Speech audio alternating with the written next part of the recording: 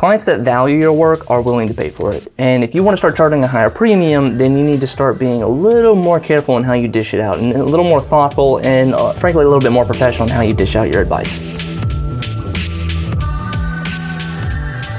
Hey, what's up guys? Jordan Anderson here. Welcome to the show. On this episode, let's talk about offering free consultations to your clients and whether or not it's a good idea.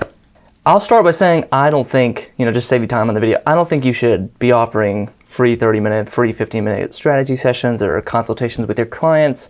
But let me kind of dive into why I think that's a bad idea. Let me kind of set up the scenario for you with, or like a typical free consultation scenario, kind of like what I'm envisioning. Maybe this is, maybe there's a different one in your head.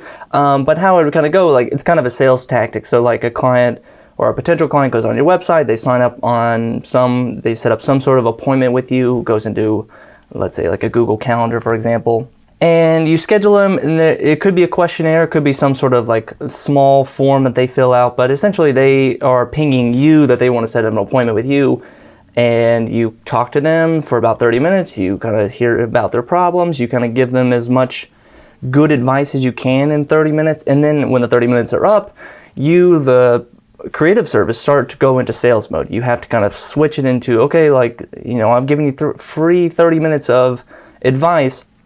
Let me kind of switch this into trying to close you or trying to move you on to the next process, or what's the next steps, or let's set up another meeting, or trying to see it. So it kind of turns into this, what they thought was free, what they thought was kind of a complimentary service, immediately becomes like sales mode.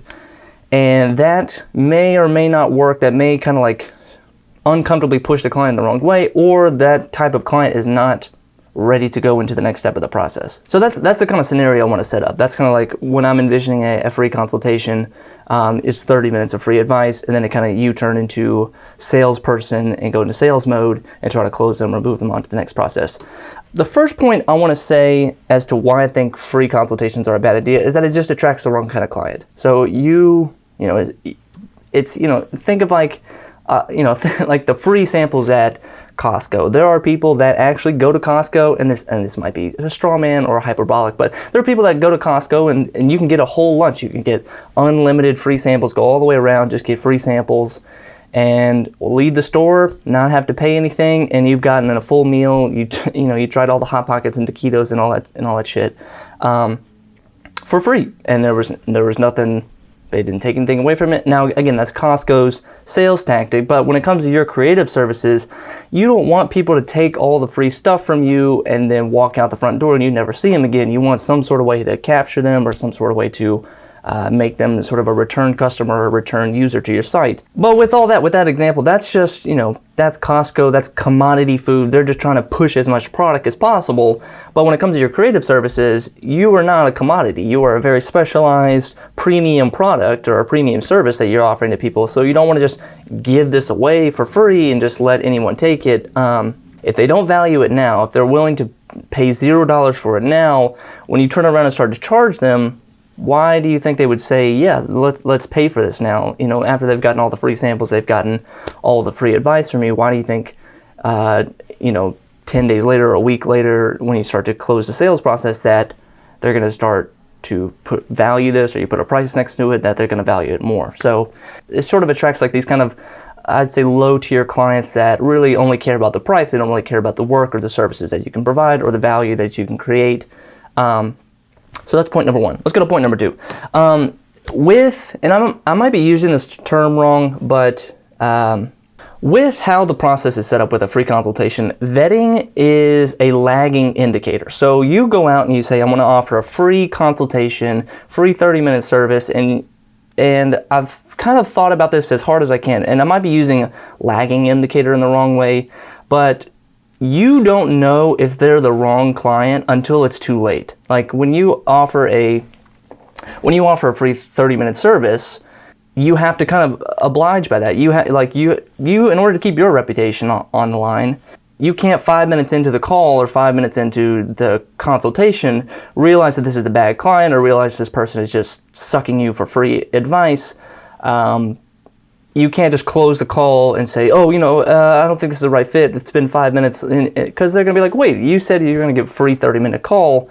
I want my free 30 minutes. As the service provider, you're kind of stuck in the call. You had even if you realize a minute into the call that this is not the right person for your business, you have to go all the way to the end of the 30 minutes and be very polite and complimentary and say, I hope you enjoyed this, and kind of go through the motions of, even though you know that they're not the right person, you have to still go through the motions of saying, I appreciate you, appreciate this. If you have any more questions, feel free to email me, all that stuff. You have to kind of go through that. Hang on, my light's going away from me.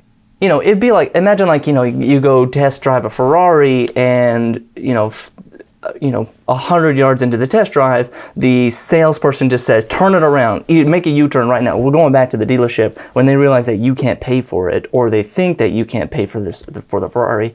You as the customer would be like, it'd be jarring. You'd feel like, wow, this guy is so rude. He said I was going to get a free test drive, and then now he's just taking it away. Well, that's not fucking right. Vetting is a lagging indicator. You could put in your form, what are you looking for? What's your budget? What's your time frame for this project? Because they could just fill it out. They could just say, yeah, I have a budget of $1 million. I need it done in 30 days. And you read the form and you're like, wow, this person's a really qualified lead. And you get them on the phone, and 4 minutes into the call, you realize this person is not qualified. This person doesn't have $1 million budget. This person doesn't have any projects in the works or any kind of ideas that what they want to do with their business. But you kind of agreed to do the 30-minute call, so you're stuck with a 30-minute call. But the other thing too, this happens all the time in the sales process. You can misjudge a client. You can think that this client, 5 minutes into it, that they're not the right person, that they don't have the budget, that this person doesn't have their shit together. And to in the call abruptly, you might have missed out on the 25-minute mark where they actually reveal some information about how much of a qualified lead that they are, how much of a qualified client that they are. And, if you were to stop it, it's weird. You have, you're obligated to go through the full 30-minute consultation and really feel out this potential client, no matter what. So if they're good, if they're bad, if they're maybe kind of a poker player, they're kind of hiding their cards, you're not sure what kind of client they are. At the very end, they might reveal that they are the qualified client. So you're kind of stuck in the call, which can be a waste of time for you as a service provider. As a creative firm, this can be a huge waste of time for you. If you have 6 30-minute free consultations a day, and maybe you close once, maybe it does close something for you, but if you're, six 30-minute calls is 3 hours out of your day. If you're doing that every day, then it might lead to some sales, but you are wasting a lot of time kind of milling through shit, or you're not exactly sure. You're just having, you're kind of stuck in these 30-minute chunks where it's you don't have control of your own schedule. The random people on the internet can control your schedule, and that's not where you want to be with your creative firm. The third, and I think this is the most important point, is that the advice you give in these free 30-minute consultations is not good advice. And I would almost say it's borderline malpractice. Imagine if you went to a doctor and the doctor said, I'm going to give you a free 30-minute consultation, and you walk into the doctor's office and they don't take your weight, they don't take your blood pressure, they don't take your vitals, they just immediately start asking, the patient immediately starts telling them about their problem and what they want fixed and how they want it to be solved. And the doctor says, yeah, I think you should do that. I think you should do this. I think you should do that. And here's a prescription, without even checking any of the background history, family history, medical history, allergies, things like that.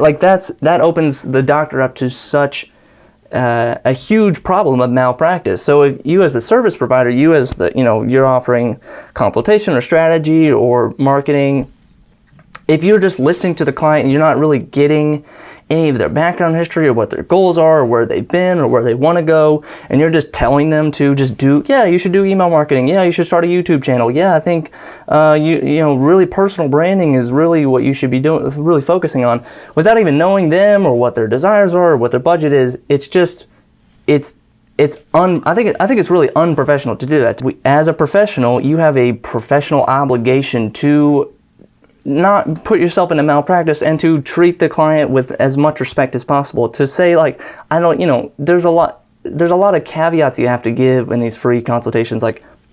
if I were to give a free consultation and be like, look, I don't know enough about your business, I don't know enough about your revenue, but here are some things that have worked in the past for others.